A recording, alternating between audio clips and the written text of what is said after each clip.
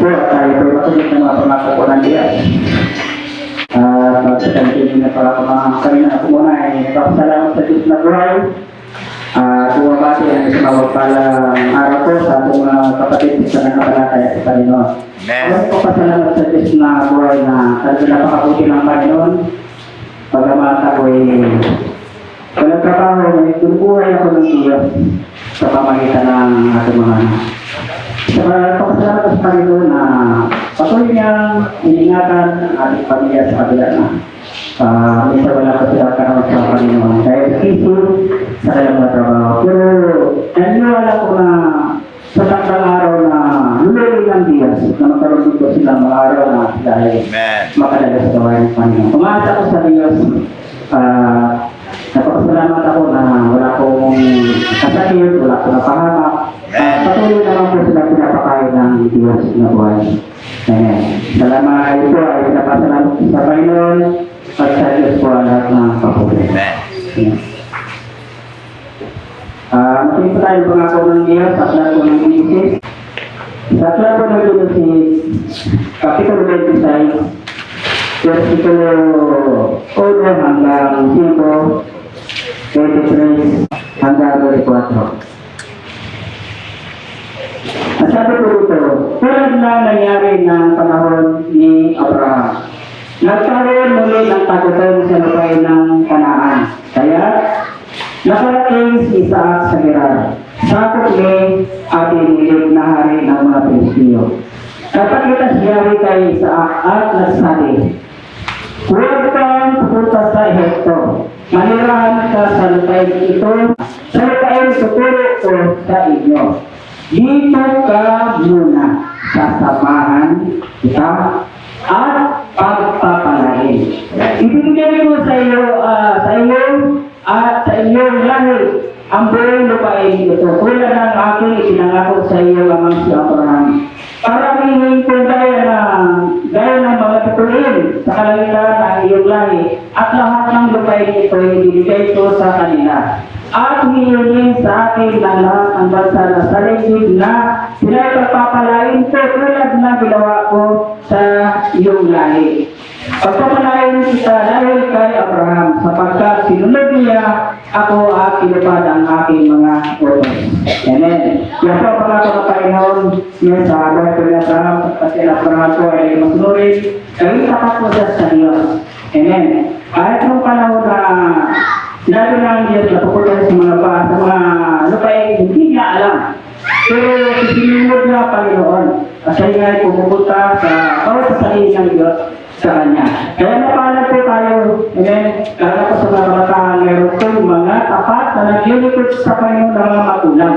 Sapagkat kung gaano pinagpala ng Diyos sa inyong mga magulang, pagpapalain po kayo ng Panginoon. Kung kayo po ay lupusang sumusunod sa Diyos, katulad ng inyong mga magulang. Katulad ng ginawa ng Diyos kay Abraham. Kung kaya, sa buhay ni Isaac na kanyang anak, patuloy na pinapapala ng Diyos. Nung kinalapan ng Diyos kay Abraham, yun din ang naganap at tinanggap ni Isaac.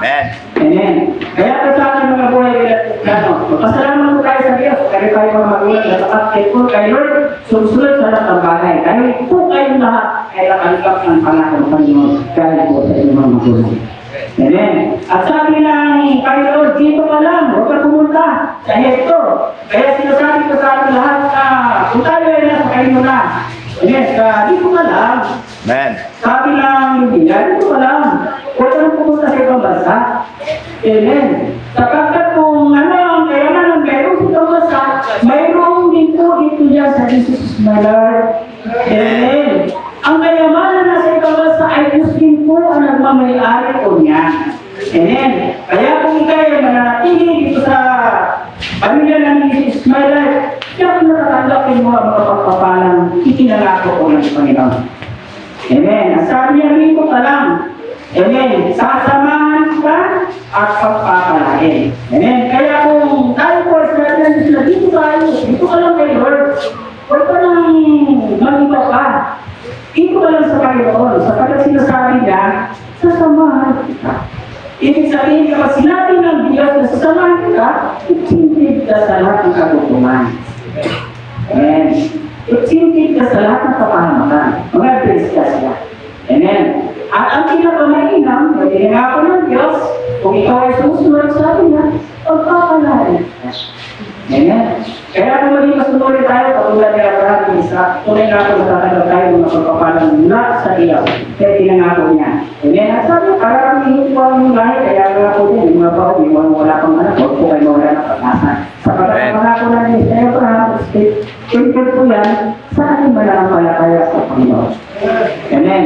Umasa tayo. Kung anong ginawa ng Diyos kay Abraham, gagawin din sa ating mananampalataya kapag tayo ay mga lahi at anak ni Abraham. Tula ko yan sa mga tulay na susunod, no, sa Panginoon, mga mananampalataya ko ng Diyos. Amen. Kung kaya si Isaac, napala ng Panginoon, sapagkat hindi na po siya umalis. Amen. Hindi siya nito sa kabila ng nagkaroon ng kagutulan, no, sa bansa na nilitira. Kaya tayo lahat. Amen. Lumatak man tayo ng kagutulan sa ating buhay, samantala tayo ay sumusunod sa kalooban ng Diyos. Huwag mo po ating atinin na tayo po ay lumayo sa Panginoon. Amen. Sa kabila ng tumalas tayo makabalatan ng buhay, isip at karamdaman, ano man ang ating naranasan sa buhay habang tayo sumusunod sa Diyos. Huwag naman po natin iisipin na tayo po ay lalayo sa Panginoon. Amen. Manatili tayo sa Diyos. Kapag kung ginagawa ng Diyos, sa ating mga Panginoon, gawin din ko ang tugilan sa atin. Ano ang natutunan? Mag-is po tayo. Sabi ng Apostol, sila ay natutunan yan mag-is.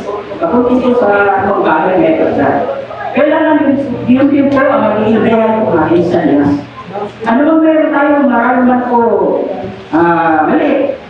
Kailangan magawin tayo sa pagkakaroon sa buhay para hindi tayo maalis sa presensya ng Panginoon. Amen. Amen. At alam niyo po, pangako ng Diyos, kapag tayo manatili sa kanyang presensya. Amen. Si Isaac, nanatili sa Diyos, hindi sa pumunta ng ibang bansa, ng ibang bayan. Hindi kung saan yung tinulo ng Diyos, hindi siya miskin. At ano pang ginawa ng Diyos? Kung si Isaac ay naging masunurin, sabi ko ng versikulo 12, ang taong ilang si Isaac ay lagsaka sa lupain ng Gerar at matatandaang ibayo ang kanyang inanin kaysa kanyang itinanin.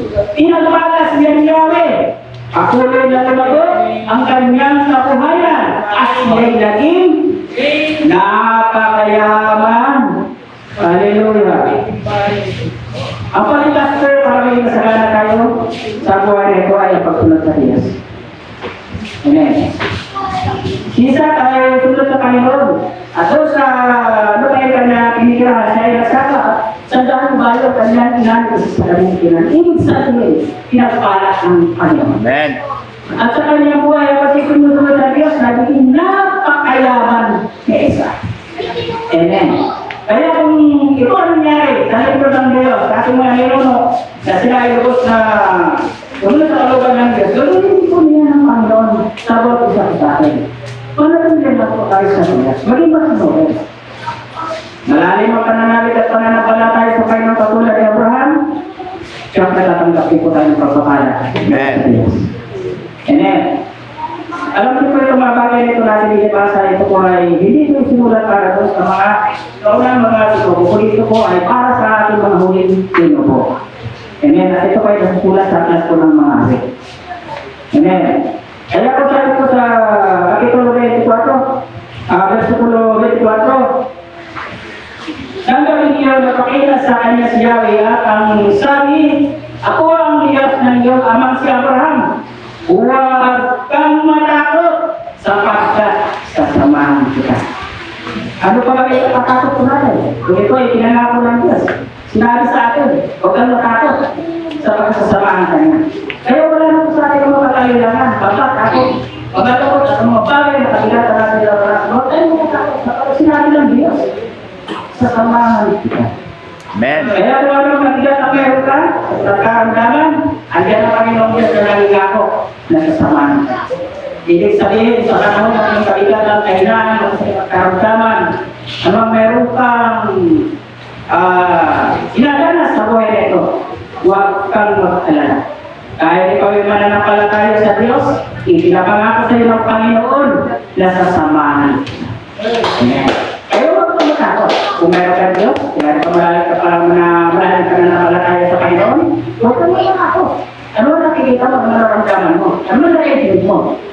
Huwag ka man. Mayroong Diyos na magtatanggol sa iyo. Amen? Amen. At ang sabi po sa kasunod, pagpapalain kita at pararamihin ko ang iyong lahi. Amen. Yan, ay nga ko ng Diyos na, noong panahon si Abraham ay matanda na, si Sarah ay matanda na rin, wala pa sila na, paupasin kita. Pero nung sumampalataya si Abraham sa Panginoon, ang sinabi ng Diyos ay kanyang gagawin, nanampalataya sa Abraham. Nang dumating ang tanong, tunay na, binigay ng Diyos ang pinangako na kay Abraham. Amen. Siya ay ama ng buong bansa. Umagang lahi, nakala ng Diyos, lumaman, bakit? Doon po sa kanyang pananampalataya sa Diyos. Kung ikaw ay hindi matalindahan, no, sa buhay na ito, sabi ninangako ng Diyos ay ito, pagpapalayan ka sa kasalanan, kat na mangyayari po. Amen. Sa bawat kasasabi. Amen. At ano pong sabi? Ang iyong lahi, alang-alang kay Abraham na tapat kong alipin. Amen. Yan po ay alang-alang kayo, mapalat na po, tulad ko ng sabi ko rin na yung mga bata, mapalat kapag mayroon pong mga magulang na talagang effort kay Lord, masunurin. Sapagkat tumawag ko na pala yung mga magulang ng Diyos dahil sa kanyang pagkakapas sa Panginoon siya, na-extend po sa inyo lahat ang pagpapalad na sa inyong mga magulang. At kung ito ang ginawa ng Lord sa buhay ni Abraham, nang nanako ang Diyos sa pagpapalad sa Abraham, ingatan, sa paraming kanyang langit si Abraham ay nasumasampalataya, kaya po, natanggap po ni Isaac ang pangako ng Diyos. Natanggap po ni Isaac, na anak ni Abraham, ang pangako po ng Panginoon. Kaya tayong lahat na narito, sumapalataya tayo sa Diyos at lahat ang pinangako ng Panginoon, panghawakan natin, tunay na nakaligapin po natin ang bawat pinangako. Sabi ng Hebreo 45, huwag ka pagbatas sa laki, kasihan ka kung anong gaya sa kanila. Sinasabi ng Diyos, hindi kita iiwan, ni papabayaan. Salamat ko na kayo ng sa buhay. Ito, kaya ko ng bawat mananampalataya at alas sa Diyos sa buhay ka. Kasamahan ka ng Panginoon. Amen. Napapapalako po ng Panginoon. Salamat po sa Diyos na kayo. Papalain po ang pagkabasa po ng palako ng Panginoon. Diyan po na pagkabay. Susunod po na tayo. Salamat po, Lord. Sir Arlen Sorma.